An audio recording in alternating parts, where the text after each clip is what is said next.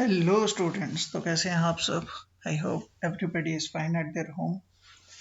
तो जैसा कि हमारा बीए सोशियोलॉजी का कोर्स चल रहा है, तो उसी में आज हमारा नेक्स्ट टॉपिक है इमर्जेंस ऑफ सोशियोलॉजी। तो स्टार्ट करते हैं। दैट इज़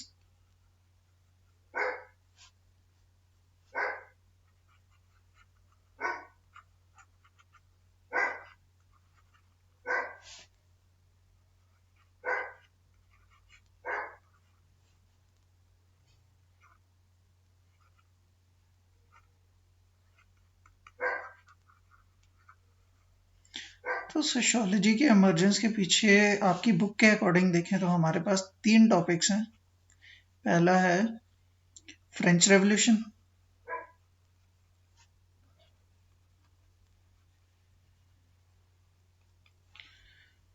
नेक्स्ट है आपके पास इंडस्ट्रियल रेवोल्यूशन,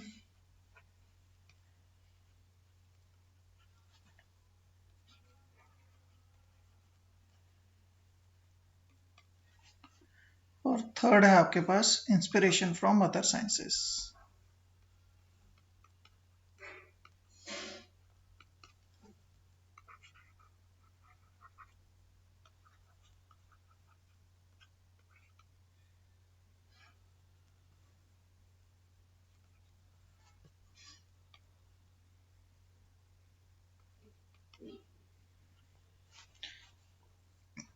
तो स्टार्ट करते हैं। पहले देख लेते हैं हम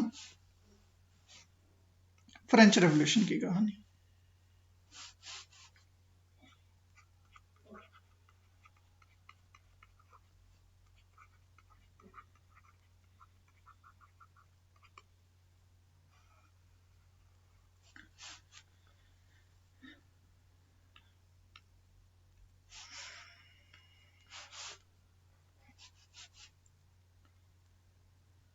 तो बैकग्राउंड में देखें तो हमारे पास फ्रांस की सोसाइटी जो थी वो 3 कैटेगरीज में डिवाइडेड थी। फर्स्ट वन इज क्लर्जी,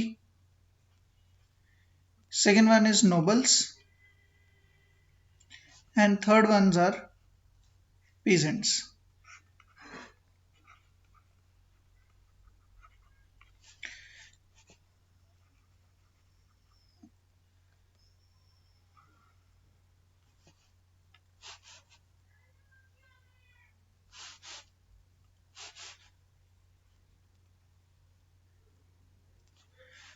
तो क्लर्जी और नोबल्स 2% पॉपुलेशन थी पूरे फ्रांस की, बाकी 98% कौन थे?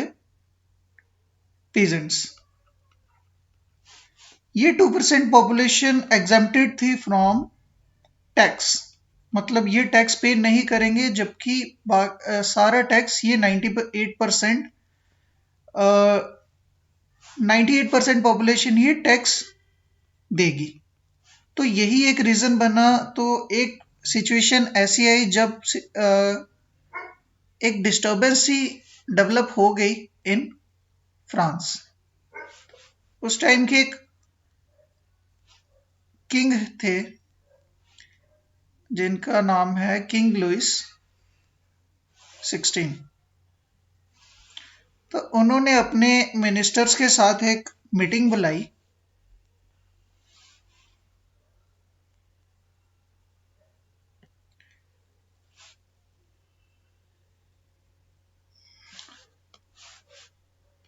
जिसको उनके ही मिनिस्टर्स ने अटेंड नहीं किया। और उसी आउटब्रेक की वजह से, उसी डिसएग्रीमेंट के आउटकम्स में लोग डिस्टर्ब थे, और आउटकम क्या निकला? एक रेवोल्यूशन हुआ on the land of France, जिसको हमने नाम दिया फ्रेंच रेवोल्यूशन। अब फ्रेंच रेवोल्यूशन में किसने किसको मारा, ये सोशियोलॉजी के रिलेटेड हमारे पास नहीं है, या इसकी इंपॉर्टेंस नहीं है। हमें इसके आउटकम्स को समझना जरूरी है। हम आउटकम्स देखते हैं।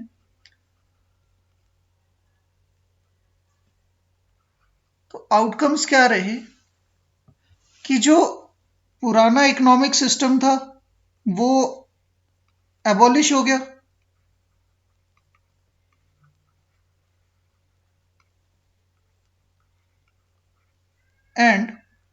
न्यू इकोनॉमिक सिस्टम सेटअप हुआ।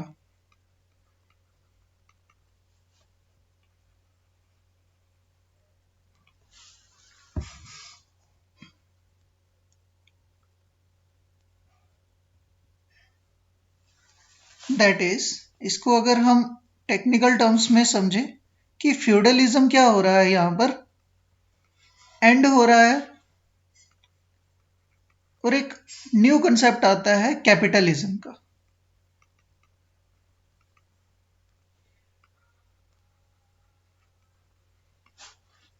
नेक्स्ट आउटकम की बात करें तो नेक्स्ट आउटकम क्या था हमारे पास कि लोगों को अवेयर होने लग पड़े।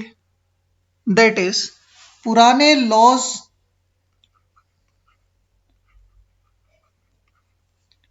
एबॉलिश किए गए जो किंग के थ्रू चल रहे थे and new laws established. Technical terms में समझिए तो हमारे पास मोनार्की खत्म हो रही थी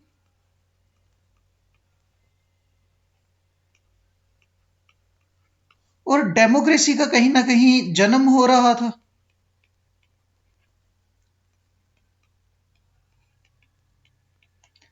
along with that new concepts भी लोग समझ रहे थे, जहां पर इक्वालिटी और फ्रीडम की बात भी हो रही थी।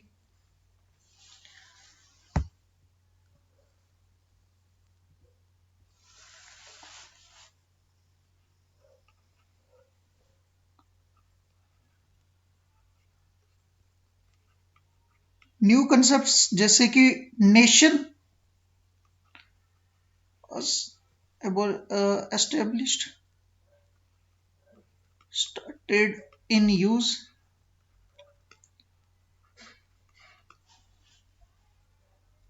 टेक्निकली समझिए तो इन सभी के पीछे क्या ऐसा रीजन था, एक इसके पीछे रीजन था एक अवेयरनेस, एक आइडियोलॉजी जिसने लोगों को समझाया। अगर वो समझा पा रहे हैं तो ही उनको समझ आएगा कि सोशियोलॉजी या अपनी सोसाइटी को समझने की भी नीड है। न्यू कंसेप्ट्स इसी के साथ आए।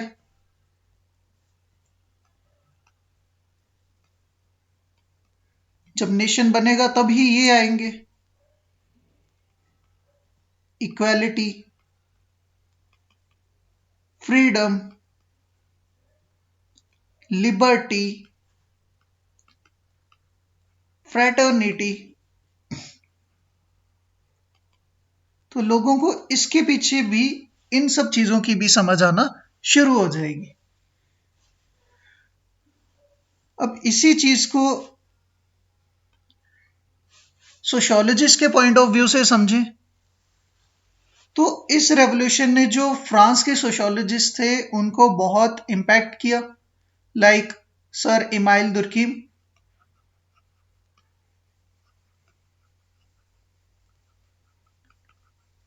And August Comte.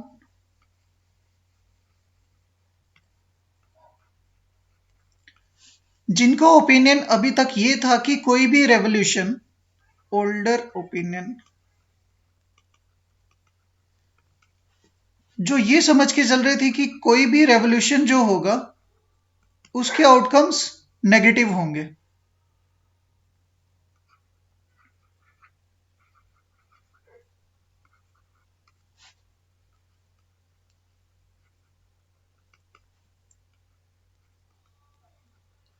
But new opinion में उनको ये समझ आएगी कोई अगर रेवोल्यूशन कोई चेंज ला रहा है तो वो चेंज हमारे पास पॉजिटिव भी हो सकता है, पॉजिटिव कॉन्सिक्वेंसेस भी हमारे पास आ सकते हैं और आए हैं on the land of France.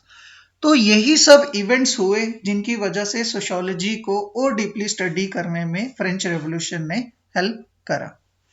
Next concept देख लेते हैं हम, दैट इज एनलाइटनमेंट पीरियड, या हम ये कह सकते हैं कि inspiration from other sciences.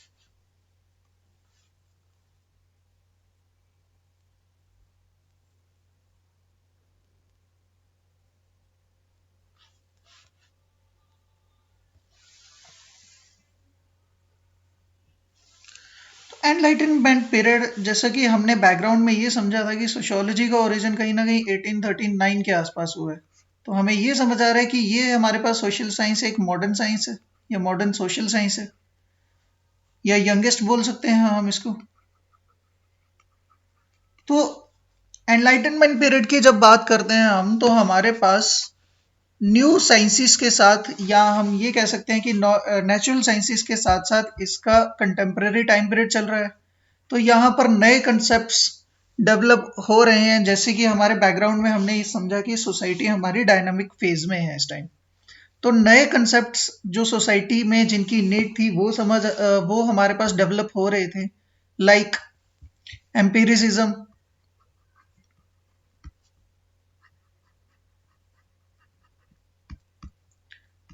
Toleration,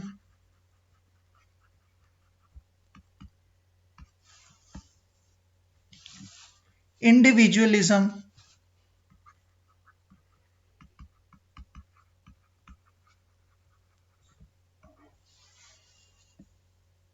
freedom,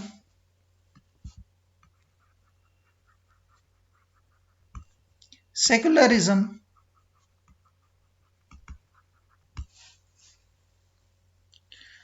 and many others. यही एक फेज है जहां पर लोग ये समझ पा रहे हैं कि वो अपने जो भी वो सब्जेक्ट मैटर पढ़ रहे हैं उसके बारे में वो अपनी क्लैरिफिकेशंस ला पा रहे हैं, और वो कैसे इम्पैक्ट कर रहा है, how it impacts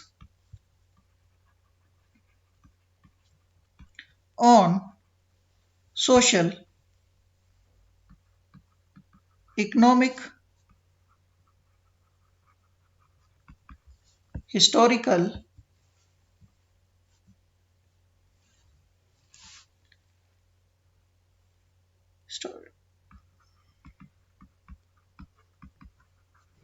cultural, political और मैनी अदर फैक्टर्स को कैसे इम्पैक्ट कर रहा है, या उसके इसके ऊपर क्या इम्पैक्ट्स पड़ रहे हैं। इनडायरेक्टली हम ये समझ सकते हैं कि दोनों में इंटरैक्शन किस तरह से हो रही है, ये समझने को समझा गया यहाँ पर।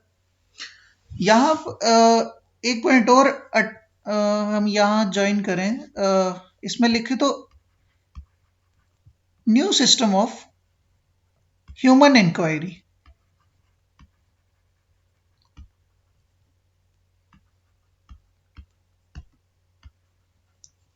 स्टार्टेड,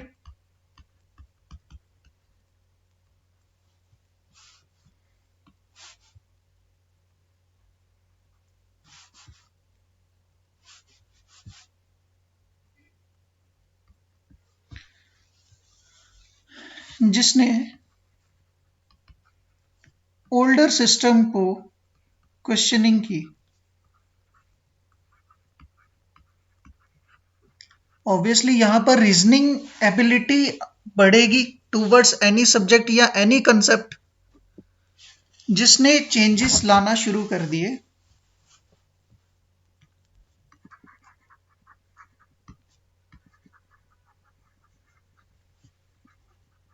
ओल्डर सेटअप,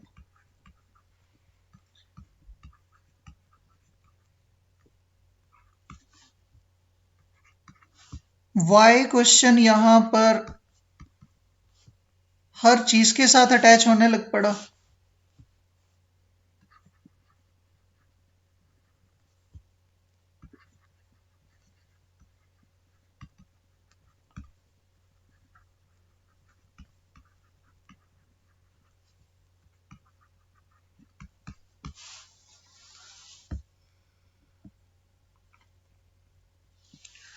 तो इंपॉर्टेंट थिंकर्स यहाँ पर जिन्होंने इस फेज में काम किया था, या हम कह सकते हैं कि इंपॉर्टेंट कंट्रीब्यूशन इनका रहा था, ऑगस्ट कॉम्ट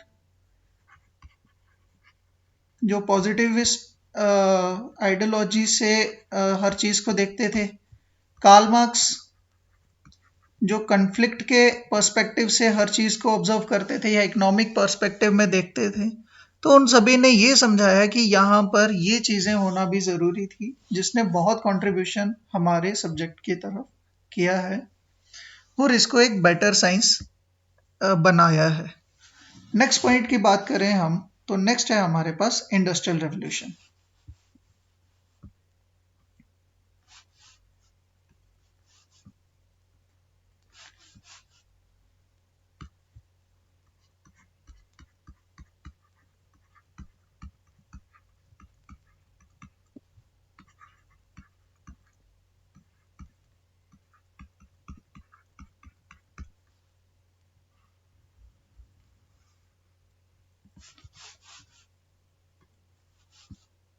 इंडस्ट्रियल रेवोल्यूशन भी हमारे पास यूरोप में ही स्टार्ट हुआ था। ये इवेंट भी हमारे पास जब सोसाइटी चेंज हो रही थी, और सोसाइटी के चेंज होने के पीछे यही एक इम्पॉर्टेंट रीजन बना था। इसमें क्या हुआ था कि peoples started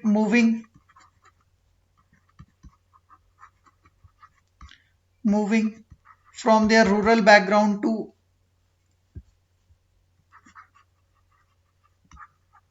urban trade centres.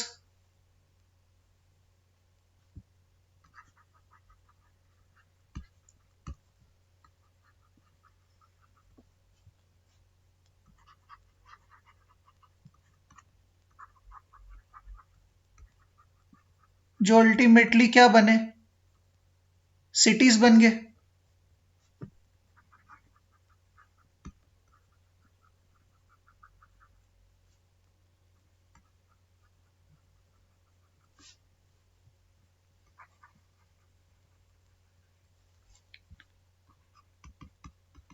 और उन्हीं सिटीज में जब लोगों ने एस्टेब्लिश होना शुरू किया,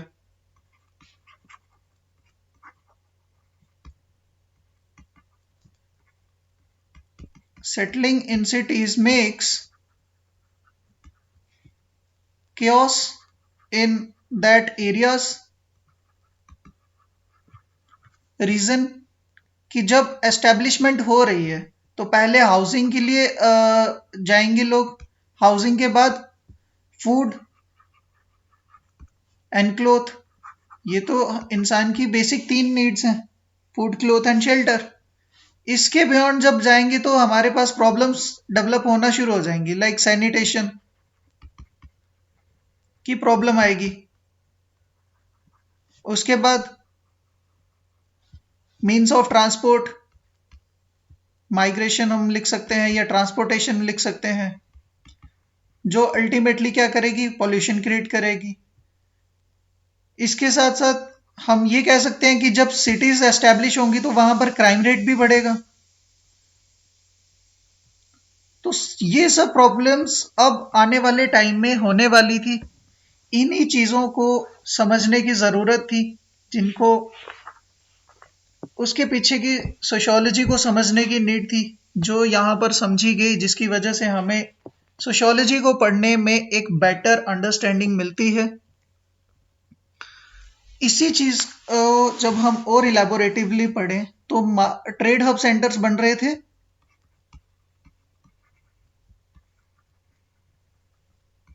यूरोपियन कंट्रीज में।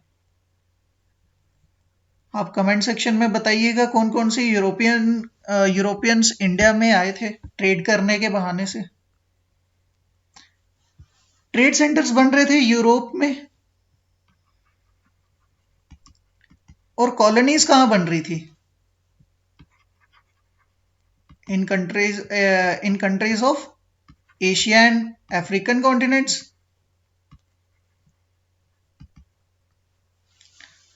तो रॉ मटेरियल और मार्केट ये प्रोवाइड कर रहे थे।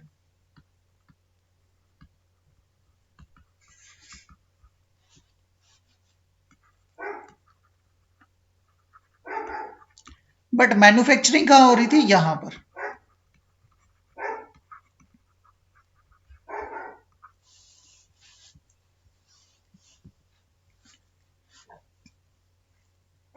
तो आप ये बैकग्राउंड समझिए कि अगर मैन्युफैक्चरिंग कहां हो रही है, यूरोपियन कंट्रीज में, तो ऑब्वियसली जो ये अनार्की या क्योस हम बोल रहे हैं डेवलप हो रही है, ये कहां होगी, यूरोपियन कंट्रीज में ही होगी।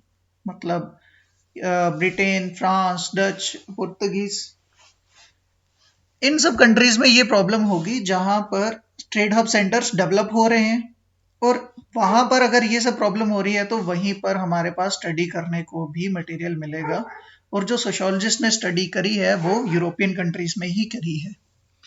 इसके ऊपर इंपॉर्टेंट थिंकर्स थे जिन्होंने अपने अपने कंट्रीब्यूशन दिए हैं। स्टडी करें, अगर हम इनको देखें तो इनके नाम है August Comte,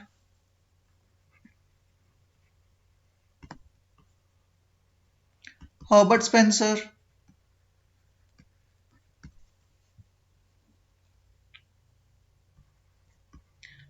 max weber and many others.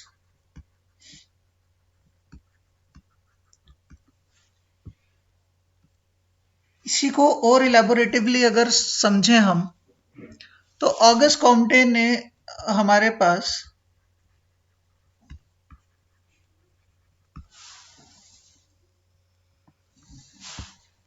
अपनी थ्योरी में 3 स्टेजेस बताई हैं ऑफ ह्यूमन सोसाइटी की।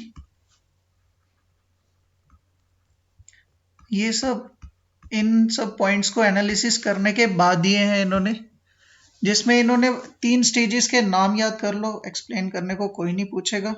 पहली है थियोलॉजिकल स्टेज,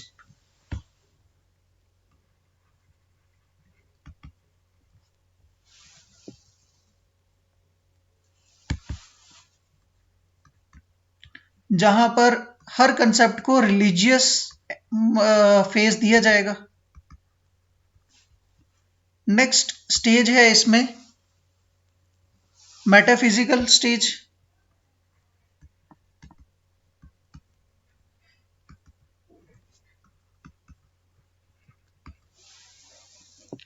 जहां पर एक्सप्लेनेशन दी जाएगी हर कंसेप्ट की। और नेक्स्ट स्टेज आएगी पॉजिटिविज्म की,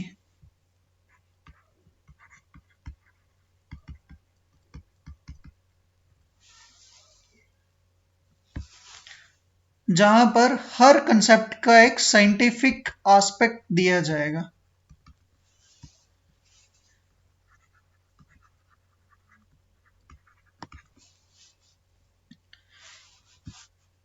इसी कंसेप्ट को जब सर हर्बर्ट स्पेंसर ने अपनी थ्योरी के थ्रू समझाया, उस थ्योरी का नाम था सोशल डार्विनिज्म।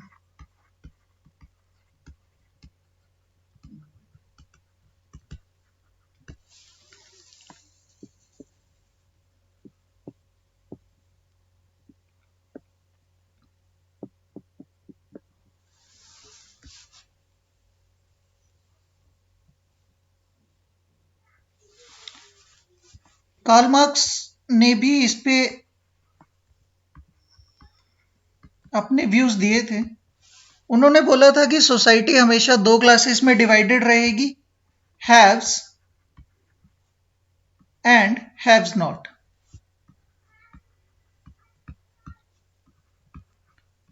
हैव्स वो होंगे जो रिसोर्सेज को कंट्रोल करके बैठे होंगे, और हैव्स नॉट वो होंगे जिनके पास वो रिसोर्सेज नहीं होंगे और वो उन रिसोर्सेज को पाने की जद्दोजहद में लगे रहेंगे थ्रू आउट देयर लाइफ। तो ये हमारे पास कन्फ्लिक्ट के विजन में हमें आता है, या कन्फ्लिक्ट के पर्सपेक्टिव में हम इसको समझते हैं।